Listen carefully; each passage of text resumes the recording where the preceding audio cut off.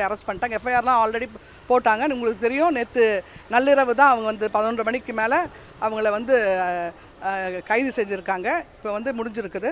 இப்போ அந்த பையன், இப்போ பாதிக்கப்பட்ட பையனையும் பார்க்குறதுக்காக நான் இன்றைக்கி வந்திருக்கேன். ஒரே ஒரு விஷயங்க, ஒரு பாதிக்கப்பட்ட பெண்ணை பற்றி நான் எந்த விஷயம் சொல்ல மாட்டேன். அந்த பொண்ணை போய் பார்த்துருக்கேன். இப்போதைக்கு அந்த பெண்ணுக்கு தேவை மெடிக்கல் ட்ரீட்மெண்ட், சேஃப்டி, அதுக்கப்புறம் கவுன்சிலிங். அதற்காக தான் நான் வந்திருக்கேன். ஏன்னா ஒருடைய பிரச்சனையை வந்து திரும்ப திரும்ப நம்ம வந்து சொல்ல முடியாது. பாதிக்கப்பட்ட பெண்ணை பற்றி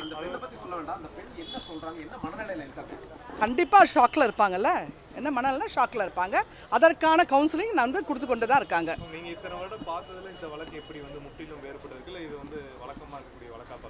எதுவுமே ஒவ்வொரு வழக்கும் ஒவ்வொரு விதமாக தான் இருக்கிறது. ஒவ்வொருத்தரும் டிஃப்ரெண்ட்டாக தான் இருக்குது. கண்டிப்பாக கடுமையான தண்டனை வழங்கப்படும்.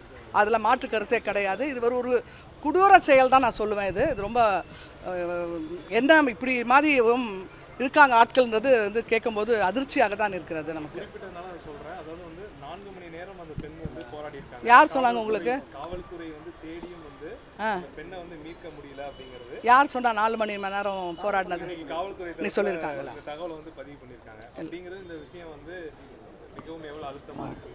இல்லை, எனக்கு வந்து அதெல்லாம் பற்றி தெரியாது. நான் அந்த பொண்ணுகிட்ட என்ன நடந்தது முழுமையாக விசாரிச்சிருக்கேன். அந்த அறிக்கையை நான் வந்து ரெடி பண்ணி வச்சுருக்கேன். நான் அதை தவிர வேறு எதுவும் சொல்ல முடியாது. ஆனால் கடுமையாக தண்டனை வழங்கப்படும். முதலமைச்சரும் சொல்லியிருக்காங்க 1 மாதத்துக்குள்ளே வந்து இந்த கேஸை முடிக்கணும்னு சொல்லியிருக்காங்க. இப்போ சமீப காலமாக பார்த்தா இந்த மாதிரி தண்டனைகள்லாம் ரொம்ப சீக்கிரமாகவே கொண்டு வரும். ஜட்ஜ்மெண்ட் வந்து முன்னாடி தான் பனிஷ்மெண்ட்லாம் இப்போ வந்து உடனடியாக வழங்கப்படுகிறது. அதே மாதிரி கண்டிப்பாக கடுமையான தண்டனை இந்த கேஸுக்கு கண்டிப்பாக வழங்கப்படும். நான் அதுக்கு போக போகிறேங்க. இது முடிச்சுட்டு அங்கே தான் போக போகிறேன். சம்பவம் நடைபெற்ற இடத்துக்கு போக போகிறேன்.